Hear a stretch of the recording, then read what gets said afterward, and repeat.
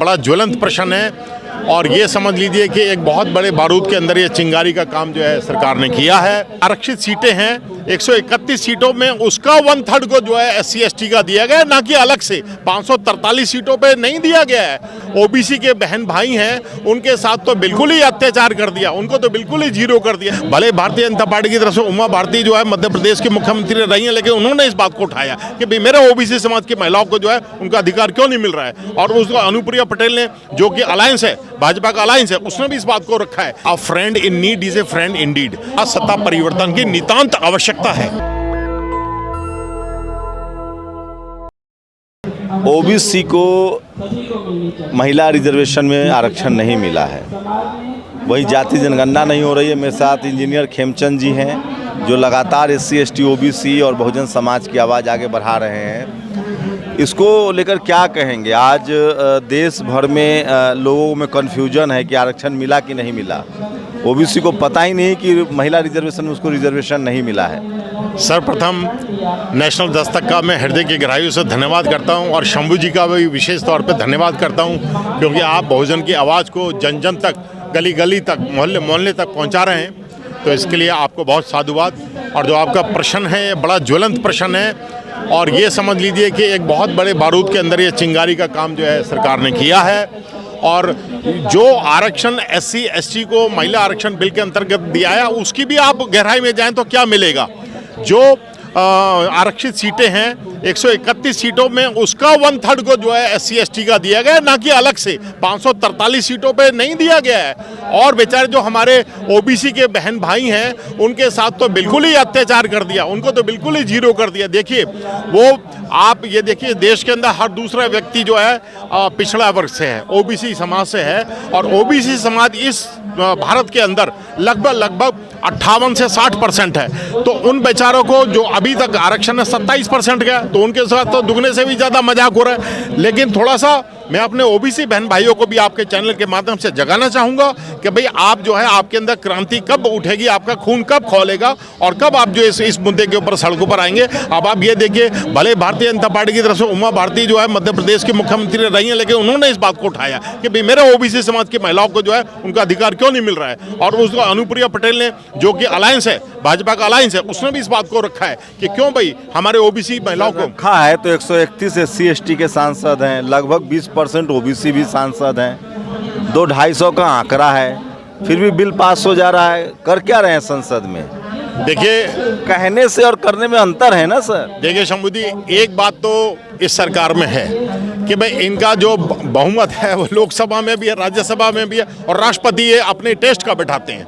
अब आप ये 2-3 मैं आपको उदाहरण देता हूं। जो SC ST atrocity prevention act था, उस वक्त सही समय था, माननीय रामनाथ कोविंद जी को जो है जुडिशरी सुप्रीम कोर्ट को बुला करके सीधा एक लाइन बोलना चाहिए था, because he is not answerable to government of India, because he is the first citizen of the country. उनको बुला के बोलना चाहिए था, I roll back this act which is not in the beneficial part of the SC ST people. वैसा नहीं हुआ। और स्वही अब आप ये देखिए, द्रौपदी मुर्मू जी हैं, अब मणिपुर वाले उसके अंदर उनको भी जो है मीडिया को बुला करके ये स्वतंत्र तौर पे ये बोलना चाहिए था, ये आदेश देना चाहिए था। उनको किसी से आदेश लेने की आवश्यकता नहीं है, लेकिन वो चुप रही। तो अब आप ये बताइए ना कि आदिवासियों का और OBC का तो सरकार में कुछ भी नहीं हो पा रहा है, जबकि अब ये सारी जो मशाल है OBC बहन भाइयों को उठानी पड़ेगी। दलित और मुस्लिम समाज उनके साथ है और उनको देर नहीं करनी चाहिए। कांग्रेस इस मुद्दे को उठा रही है, क्या कांग्रेस पर भरोसा बढ़ेगा लोगों को? बिल्कुल बढ़ेगा। देखिए जी, अंग्रेजी में कहावत है, अ friend in need is a friend Indeed.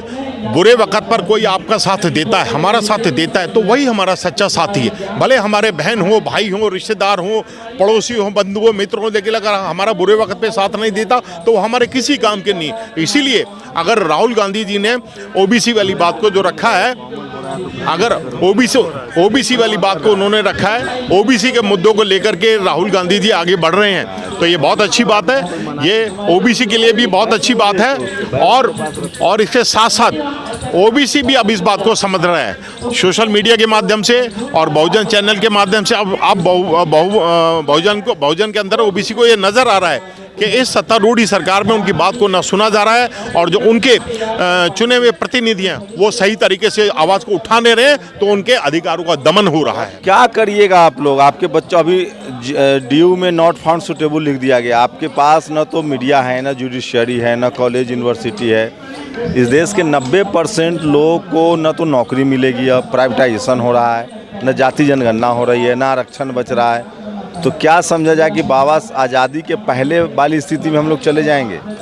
ऐसा है, आपने जो बातें बोली उससे मैं सहमत हूँ, लेकिन एक बात आपने नहीं बोली। बाबा साहब ने लोकतंत्र के अंदर, जिसको जमहूरियत बोलते हैं, डेमोक्रेसी के अंदर सबसे ज़्यादा पावर जो है वोटर्स को दे रखी है। वोटर्स ही सरकार को बनाता है और गलत सरकार का तख्ता पलटता है। तो अभी एक ब्रह्मास्त्र जो है वोटर्स के हाथ में। 90% की आपने बात बोली, उससे मैं सहमत हूँ। अगर लेकिन अब धीरे धीरे 90% को पता पड़ रहा है कि उसके जो मूलभूत अधिकार है उसका हनन हो रहा है। और जो अब जैसे शिक्षा के क्षेत्र में रहा, रोजगार के क्षेत्र में रहा, राजनीति के क्षेत्र में रहा और अन्य क्षेत्रों में, नेता तो कोई बोल ही नहीं रहा है। जब पॉलिटिकल पार्टी आपका नहीं बोल रहा है तो कैसे चेंज की बात कर सकते हैं? शंभू जी, नेता का भी एक ही वोट है।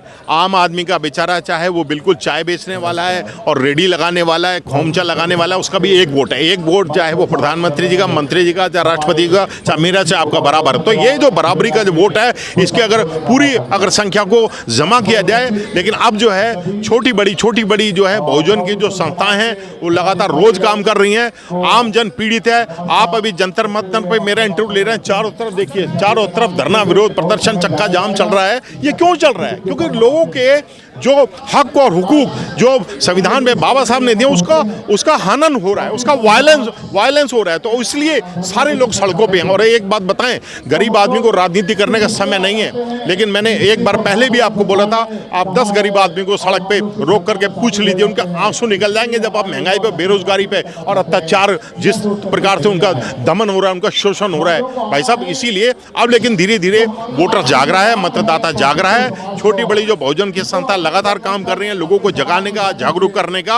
और अब जो है 2024 के अंदर मैं ऐसा समझता हूं कि जो अलायंस, ये जो इंडिया का अलायंस जो बन रहा है, इसके साथ जो क्षेत्रीय दल हैं और जो क्षेत्रीय नेता हैं, क्षेत्रीय जो उसके कार्यकर्ता हैं और क्षेत्रीय मतदाता, ये सब जुड़ रहे हैं। अभी आपने देखा घोंसी के अंदर जो है समाजवादी पार्टी वो सीट को ले गई और बीजेपी ने अपनी पूरी ताकत, धन, ऊर्जा, समय लगाया, लेकिन उसको रिजल्ट नहीं मिला है। सो ही 2024 में होगा। मेरा ऐसा मानना है कि एक बार जो आम जन को, हम तो देंगे वोट, आम जन को अपने ऐसे प्रतिनिधि को वोट देना चाहिए जो उनके लिए काम करे, जो इंडिया अलायंस का हो, उसको आगे बढ़ाया जाए। और एक बार जो है देखिए, लोकतंत्र में स्वस्थ हेल्दी ओपोजिशन का होना मस्ट है। और अगर हम मिलकर के एक हेल्दी ओपोजिशन को जन्म नहीं देंगे तो सत्ता परिवर्तन नहीं होगा। और आज सत्ता परिवर्तन की नितांत आवश्यकता है।